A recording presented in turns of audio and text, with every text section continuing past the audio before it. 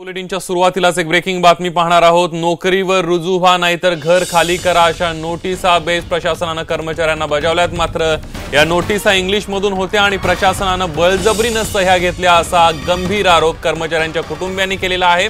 Best प्रशासनाकडून दडपशाही सुरू असल्याचा आरोप कर्मचाऱ्यांनी केलेला आहे। बेस्ट कर्मचारी आणि त्यांच्या कुटुंबियांच्या शिष्टमंडळाने मनसे अध्यक्ष राज ठाकरेंची भेट घेतली। यावेळी बेस्ट कर्मचारी आणि त्यांच्या कुटुंबियांनी हा सगळा घणाघाती आरोप केलेला आहे। यावेळी राज ठाकरेंनी बेस्ट कर्मचाऱ्यांच्या संपाला पाठिंबा देत हा खासगीकरणाचा डाव सुरू असल्याचा आरोप सुद्धा केलेला आहे।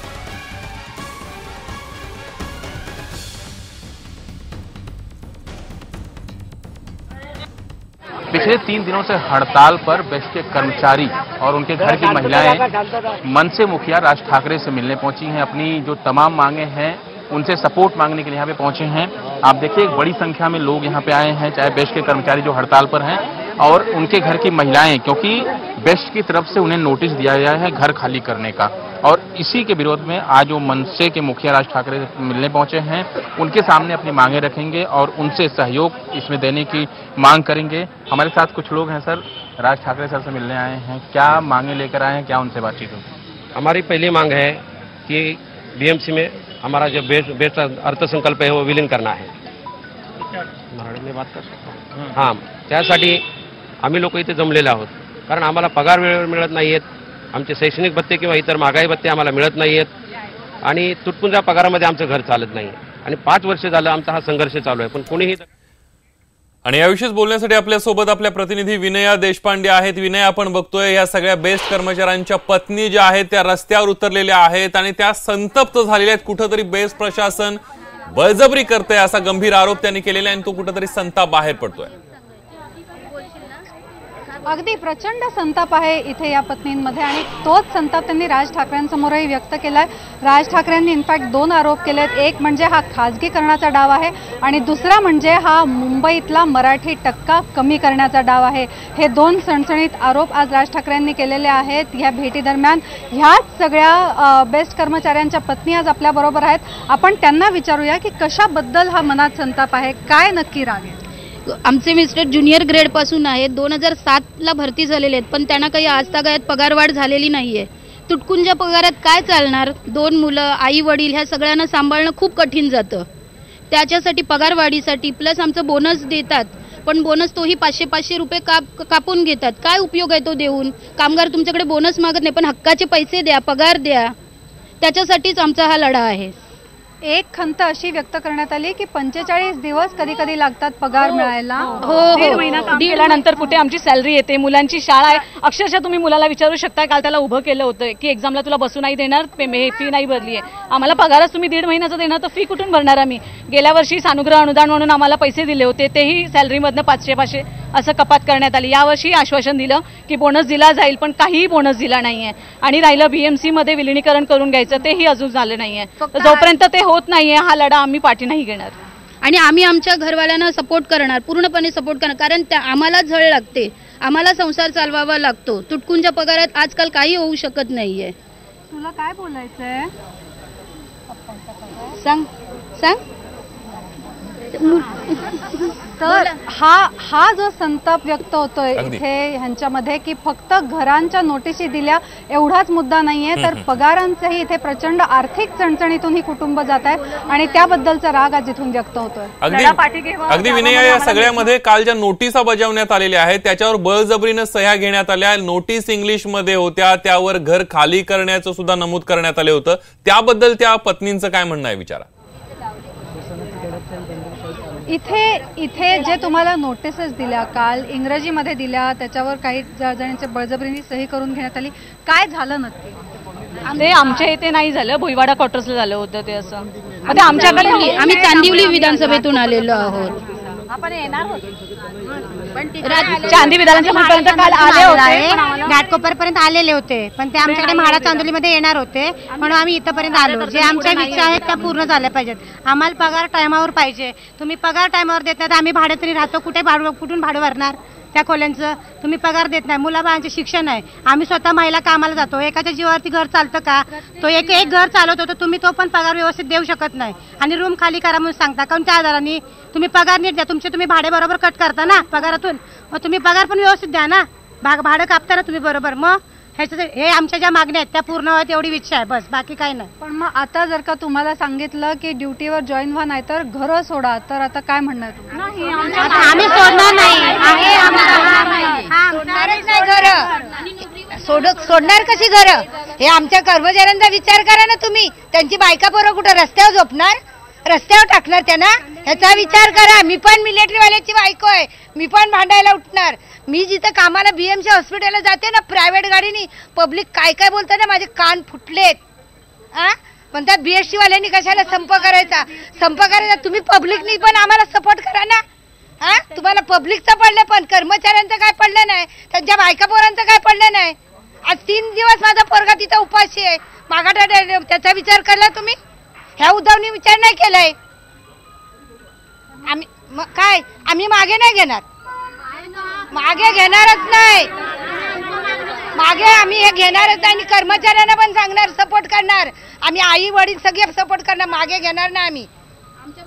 आमच्या भविष्याचं हे सगळं कुठं रस्त्यावर टाकणार ही पोरं? त्यांच्या खोल्या आहेत, ही रस्त्यावर टाकणार, त्यांना रस्त्यावर टाका. आमच्या मुलांची फीज अजून भरलेली नाहीये. फीज साठी टीचर लोक सारखं टॉर्चर करत असतात. त्यासाठी आम्हाला पनिशमेंट देतात. कर्ज काढून आम्हाला मुलांच्या फी भरावं लागतात. त्यांच्या सगळ्या मुलांना काढतात, बाहेर उभं करतात. कधी त्यांना कोंबडा बनवतात, तर कधी काय बनवतात, पट्टीने मारतात. तर तुमचे प्रॉब्लेम आहे, टीचर लोक समजून घेत नाही. 10 मुलांमध्ये 1 मुलाची फी गेली नाही तर ठीक आहे, पण 10 मुलांची फी नाही आली तर टीचर लोक त्यांना पनिश करतात. आज पिकनिकसाठी मुलगा 2 महिने झाला रडत होता, पण पिकनिकला पाठवू नाही शकलो का?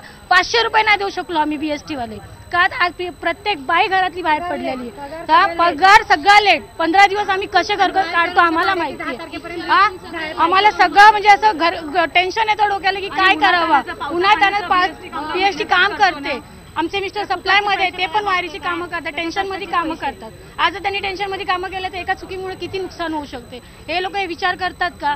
आज आम्हाला दवाखाना, मी 12 वर्ष झाले माझ्या मुलाचा दवाखाना करते.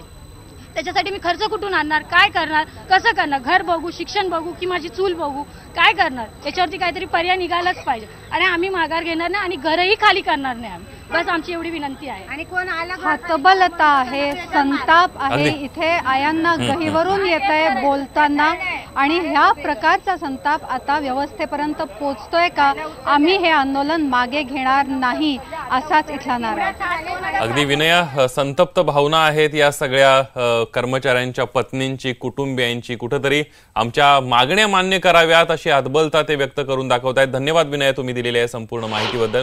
आपण बघितलं की एक संताप आहे मनामध्ये आणि तोच संताप व्यक्त केलेला आहे या बेस्ट कर्मचाऱ्यांच्या पत्नींनी. त्यांच्याशी बातचीत केली आमचे प्रतिनिधी दिवाकर सिंह यांनी. पिछले 3 दिनों से हड़ताल पर बेस्ट के कर्मचारी और उनके घर की महिलाएं मनसे मुखिया राज ठाकरे से मिलने पहुंची हैं। अपनी जो तमाम मांगे हैं उनसे सपोर्ट मांगने के लिए यहाँ पे पहुंचे हैं। आप देखिए एक बड़ी संख्या में लोग यहाँ पे आए हैं, चाहे बेस्ट के कर्मचारी जो हड़ताल पर हैं और उनके घर की महिलाएं, क्योंकि बेस्ट की तरफ से उन्हें नोटिस दिया गया है घर खाली करने का। और इसी के विरोध में आज जो मनसे के मुखिया राज ठाकरे मिलने पहुंचे हैं, उनके सामने अपनी मांगे रखेंगे और उनसे सहयोग इसमें देने की मांग करेंगे। हमारे साथ कुछ लोग हैं सर, राज ठाकरे सर से मिलने आए हैं, क्या मांगे लेकर आए हैं, क्या उनसे बातचीत होगी? हमारी पहली मांग है कि BMC में हमारा जो बेस्ट अर्थसंकल्प है वो विलीन करना है। मराठी में बात कर सकता हूँ? हां, त्यासाठी आम्ही लोक इथे जमलेले आहोत, कारण आम्हाला पगार वेळेवर मिळत नाहीयेत, आमचे शैक्षणिक भत्ते किंवा इतर महागाई भत्ते आम्हाला मिळत नाहीयेत आणि तुटपुंजा पगारामध्ये आमचं घर चालत नाही आणि 5 वर्ष झालं आमचा हा संघर्ष चालू आहे, पण कोणीही दखल घेत नाही, प्रशासन घेत नाहीये, बेस्ट समिती घेत नाहीये। मागच्या 7 जानेवारी 2017 मध्ये माननीय उद्धवसाहेब ठाकरे यांच्याशी आमची चर्चा झाली। मीडियामध्ये त्यांनी सांगितलं की तुमचा पगार 10 तारखेला बरोबर देऊ, इतर मागण्याही तुमच्या बरोबर आम्ही मान्य करू, परंतु त्यांनी शब्द पाळलेला नाहीये, त्यांनी त्यांचा शब्द खरा ठरवलेला नाहीये। त्यामुळे आमची इच्छा आहे की आम्ही आता राजसाहेब ठाकरेंकडे आलेलो आहोत, तर त्यांनी आमच्यावर जे प्रसंग उडवलेला आहे त्यांचं निवारण करावं व माननीय मुख्यमंत्री साहेबांकडे त्यांनी बोलून ही BST महानगरपालिकेत विलीन करावी। या सगळ्यामध्ये तोडगा काढण्यात यावा एवढीच अपेक्षा या सगळ्या कर्मचाऱ्यांची आणि त्यांच्या कुटुंबियांची। आपण बघितलं तर वडाळा बेस्ट वसाहतीमध्ये सुद्धा बेस्ट कर्मचाऱ्यांनी आंदोलन सुरू केलेलं आहे। कर्मचाऱ्यांसोबत त्यांचे कुटुंबीयही आंदोलनामध्ये सहभागी झालेत। सगळ्या महिला रस्त्यावर ठाण मांडून बसलेल्या आहेत। संपकरी बेस्ट कर्मचाऱ्यांना घरं रिकामी करण्याच्या नोटिसा पाठवल्यानं कुटुंबियांमध्ये प्रचंड नाराजी आहे।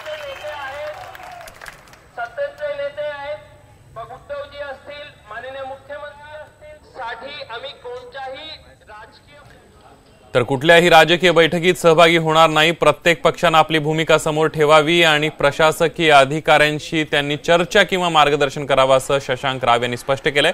आम्ही कोणाच्याही मंचावर जाणार नाही असंही त्यांनी स्पष्ट केलं। कृती समितीच्या सर्व घटकांचा हा निर्णय आहे की हे आंदोलन बीएसटीच्या कर्मचाऱ्यांचं आंदोलन आहे आणि त्यामुळे आम्ही या आंदोलनाला कुठेही कोणताही राजकीय रंग देऊ इच्छित नाही। आमचा निर्णय झालेला आहे की आम्ही कोणत्याही राजकीय मंचावर जाणार नाही। ज्या कोणांना जे काही प्रयत्न करायचे आहेत, ज्या नेत्यांना प्रयत्न करायचे आहेत, नक्कीच त्यांनी प्रयत्न करावे। मला वाटतं ही कामगारांची मी कामगारांना सलाम करतो की त्यांनी ही एकजूट कायम ठेवली आहे।